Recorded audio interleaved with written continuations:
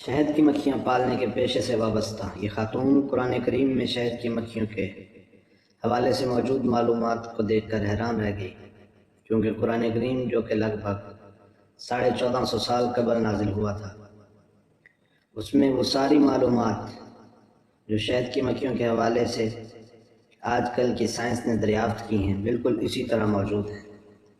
1400 سال قبل یہ معلومات قرآن کریم میں کس طرح درج ہوئیں اور حضرت صلی اللہ علیہ وسلم کو کس نے یہ باتیں بتائیں، یہ وہ سوالات ہیں جن کے جوابات اس ویڈیو میں دیے جائیں گے۔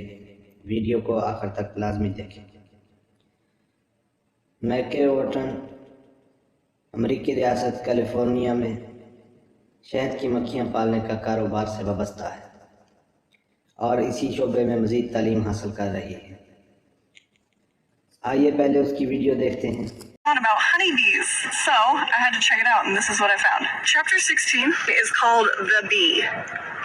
And Islam highly respects the bee to the point where it's a sin to kill one.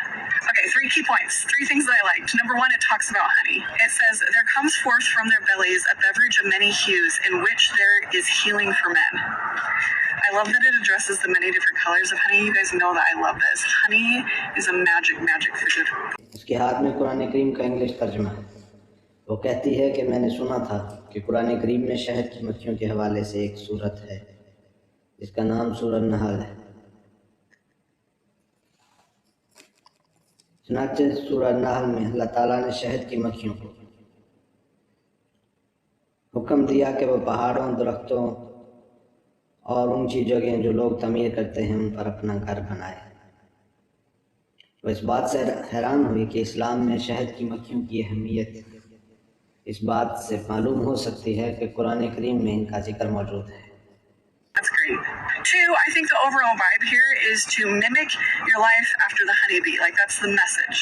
Being hardworking and dedicated, with the hive being your home and the colony being your family, and the idea that no job is too small and everyone is needed. I think that's quite beautiful. And then number 3, the last thing I thought was really cool is that the Quran was originally written in Arabic. And the Arabic has female, male verbs. And the verbs they use to describe the honeybee, building, eating, foraging, working, were all female verbs. And when the Quran was written, there was no knowledge that bees, worker bees, the hive, is primarily female. So a lot of people say that this is one little sign, little way that we can tell that it's an inspired book written by Allah, by God. چنانچہ سورہ النحل کی آیت number 68 میں اللہ تعالیٰ نے شہد کی مکھی کو یہ حکم دیا تھا کہ وہ اپنا گھر اونچی جگہوں پر، پہاڑوں اور درختوں میں بنائے۔ اور اسی صورت میں اللہ تعالیٰ نے یہ بھی ذکر بیان کیا کہ شہد کی مکھیوں کے پیٹ سے شہد نکلتا ہے۔ پھر وہ کہتی ہے کہ میں بہت متاثر ہوں اس بات سے کہ قرآن کریم نے شہد کی جو تاثیرات اور رنگ بتائے ہیں وہ آج کل کی سائنس کے مطابق بھی ناقابل انکار ہے۔ اور پھر شہد کے چھتے میں جو ہر مکھی کا کردار ہے وہ آج کل کی زندگی میں ہر انسان کو بالکل اسی طرح اپنا کردار ادا کرنا چاہیے اپنی زندگی میں۔ تیسری اور سب سے حیران کن بات وہ کہتی ہے کہ میرے لیے یہ ہے کہ قرآن کریم عربی زبان میں نازل ہوا اور عربی زبان میں مذکر کے لیے الگ صیغہ استعمال ہوتا ہے جبکہ مؤنث کے لیے الگ صیغہ استعمال ہوتا ہے۔ اس کا کہنا ہے کہ 7ویں صدی عیسوی میں قرآن کریم میں جن مکھیوں کو چھتے کے کام، خصوصاً پھولوں سے رس چوسنا، اس کو شہد میں تبدیل کرنا، چھتا تعمیر کرنا، یہ کام قرآن کریم میں جن مکھیوں کو کرنے کا حکم دیا گیا ہے وہ مؤنث مکھیاں ہیں۔ جبکہ سائنس نے 19ویں صدی کے آغاز میں ایڈورڈ بیون کے کام سے یہ معلوم ہوا کہ شہد کی مکھیاں بنیادی طور پر 3 گروپس میں تقسیم ہوتی ہیں، جن میں سب سے پہلے ملکہ مکھی اور اس کے بعد نر مکھی اور مادہ مکھی موجود ہوتی ہے، اور چھتے کے زیادہ تر کام مادہ مکھی کرتی ہے، جبکہ نر مکھی اور ملکہ مکھی افزائش نسل کا کام کرتی ہے۔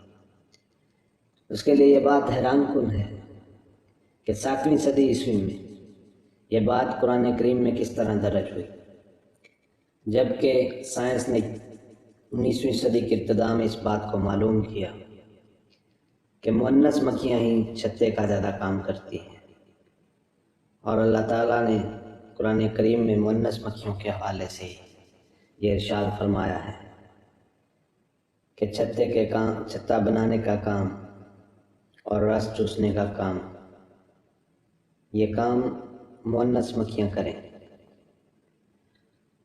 چنانچہ اس کے لیے یہ بات بھی حیران کن ہے کہ 7ویں صدی عیسوی میں قرآن کریم میں یہ بات موجود ہے کہ مکھی کے پیٹ سے شہد نکلتا ہے،